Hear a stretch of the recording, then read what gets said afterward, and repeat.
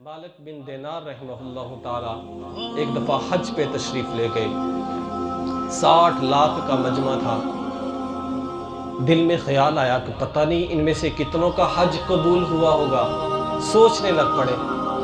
सोचते सोचते नींद आ गई, सो गए। ख्वाब में उनको एक गायब से आवाज़ आई कि अल्लाह रब्बुल इज़्ज़त ने सबका हज कबूल कर लिया है, सिर्फ एक बंदे का हज कबूल नहीं हुआ।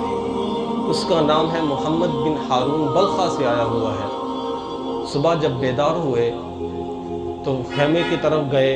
अब बड़े परेशान कि मैं उससे कैसे तलाश करूं। जैसे आजकल है वैसे उस वक़्त भी ऐसे ही होता था कि पाकिस्तानियों के लिए अलग खेमे बनाए हुए हैं, इंडियन के लिए अलग, बांग्लादेशियों के लिए अलग।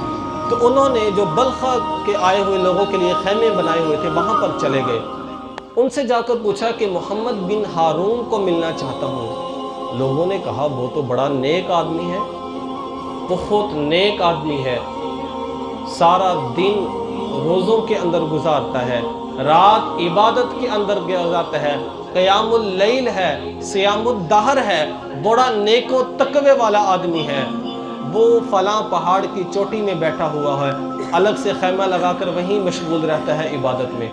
मालिक बिन दिनार फरमाते हैं, ख्वाब में तो मुझे ये बताया गया कि उसका हज कबूल नहीं हुआ, बाकी सबका हो गया है। और ये लोग मुझे कह रहे हैं बड़ा नेक आदमी है, बड़ा मुत्तकी आदमी है। बड़े हैरान हुए। खैर उसकी तरफ चल दिए। थोड़ा सा आगे गए, देखा खैमा लगा हुआ था।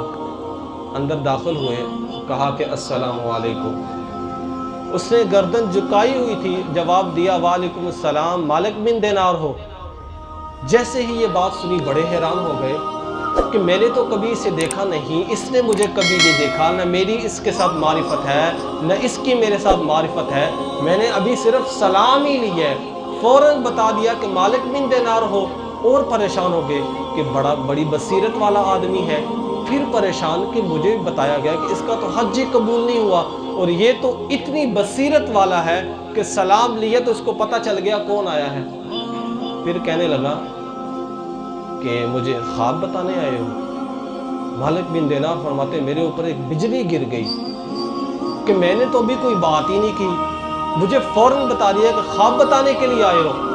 कहा कि जी हाँ, ख्वाब बताने के लिए आया हूँ। तो वो शख्स रोना शुरू कर दिया। कहा कि आप ख्वाब मुझे यही बताने आए हो कि मेरा हज कबूल नहीं हुआ। मालिक बिन दिनार कहते हैं कि तुझे कैसे पता चला?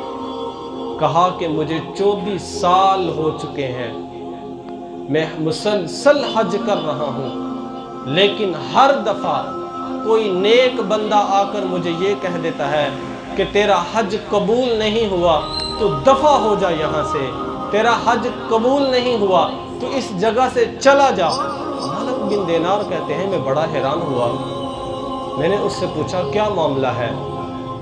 कहता कि 24 साल हो गए हैं, बस यही सुनने को मिलता है कि दफ़ा हो जाए यहाँ से।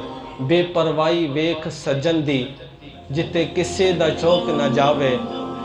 बेपरवाही वेख सजन दी, जिते किसे दा शौक न जावे। वो रब ऐसा रब है, कबूल करने पर आए तो छोटी सी इबादत को कबूल कर लेता है, लेकिन अगर कबूल ना करना हो तो 24 साल हजों को भी कबूल नहीं करता। फिर मालिक बिन दिनार फरमाते हैं कि मैंने उससे पूछा कि तेरा हज कबूल क्यों नहीं होता? कहा कि इसलिए नहीं होता कि मैं माँ का नाफरमान हूँ, मैंने माँ की नाफरमानी की थी, इसलिए मेरा हज कबूल नहीं होता।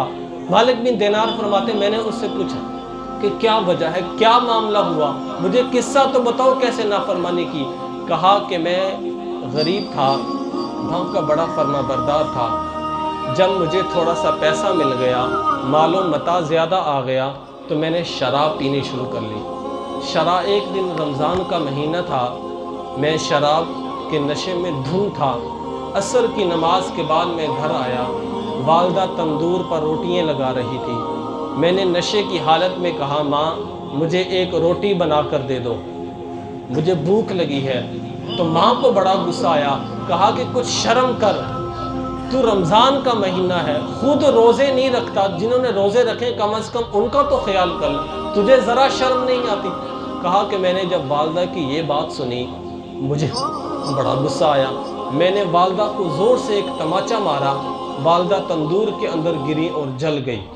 مجھے لوگوں نے فوراً پکڑ کر کمرے کے اندر بند کر دیا۔ ساری رات نشے کے اندر دھن رہا، شور شرابہ تو بہت ہو رہا تھا، لیکن مجھے کچھ سمجھ نہیں آ رہی تھی کہ کیا ماجرا ہے۔ صبح جب میں اٹھا تو میں نے دیکھا کہ میری جو بیوی ہے وہ کپڑے وغیرہ تیار کر رہی ہے، بیگ تیار کر کے۔ میں نے اس سے پوچھا کہ کدھر کا ارادہ؟ کہتی کہ جو ماں کا نہیں بنا وہ میرا کیسے بنے گا، میں اپنے سسرال واپس جا رہی ہوں۔ تو میں نے اس سے پوچھا کہ میری والدہ کدھر ہے؟ تو کہنے لگی والدہ کو تو رات ہی ہم نے غسل دے کے دفنا دیا تھا، وہ تو رات کو ہی فوت ہو گئی تھی۔ کہا کہ مجھے کیوں نہیں بتایا؟ کہا کہ تو نشے میں ایسا دم تھا، تجھے خبر ہی نہیں تھی کیا ہو رہا ہے۔ رونے لگ پڑے۔ پھر اس اپنے ہاتھ کو جس ہاتھ سے والدہ کو تماچا مارا تھا فوراً کاٹ دیا اور نیکی تقوی والی زندگی گزارنی شروع کر دی۔ کہا کہ 24 سال ہو چکے ہیں، مسلسل حج کر رہا ہوں، لیکن ہر سال یہی پیغام ملتا ہے تیرا حج قبول نہیں ہوا۔ میں نے ماں کی نافرمانی کی تھی، اس کی وجہ سے میرا حج قبول نہیں ہوا۔ مالک بن دینار نے جب اس کی یہ بات سنی تو زور سے تماچا مارا اس کے چہرے پر اور کہا کہ تو واقعی ہی نافرمان ہے، تجھے کبھی اللہ معاف نہیں کریں گے۔ واپس آ گئے۔ جب سوئے تو خواب میں حضور صلی اللہ علیہ وسلم کی زیارت نصیب ہوئی۔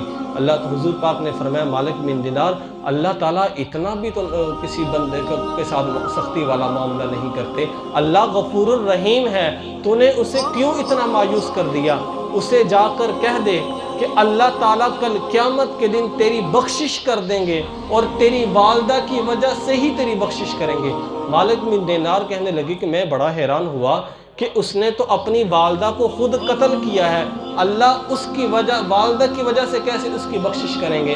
کہا کہ ایسا ہوگا کہ اللہ رب العزت کے سامنے اس کی والدہ مقدمہ رکھے گی کہ یا اللہ میں نے 9 ماہ اس کو اپنے پیٹ کے اندر رکھا، پھر اس کی میں نے پرورش کی، اس کو میں نے تربیت دی، اس کو میں نے دین سکھایا، لیکن جب یہ بڑا ہو گیا اس نے ہی مجھے آگ کے اندر ڈال دیا، یہی میرے قتل کا سبب بن گیا۔ اللہ تعالیٰ فرمائیں گے دنیا میں اس نے تجھے جلایا تھا، آج میں اس کو جہنم کی آگ میں جلا دوں گا۔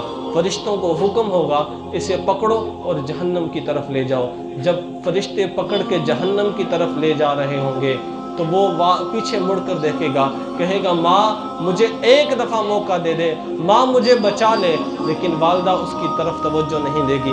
پھر کہے گا، پھر جب کہے گا ماں اگر تو نے مجھے آج نہ بچایا تو یہ لوگ مجھے آگ میں ڈال دیں گے، تو وہ ماں کہے گی اللہ میں نے اسے اپنا حق معاف کر دیا، یہ تو بیٹا تھا اس نے مجھے جلا دیا، میں تو ماں ہوں نا، میں تو اسے جہنم میں جلتا نہیں دیکھ سکتی، آپ اسے معاف کر دیجئے۔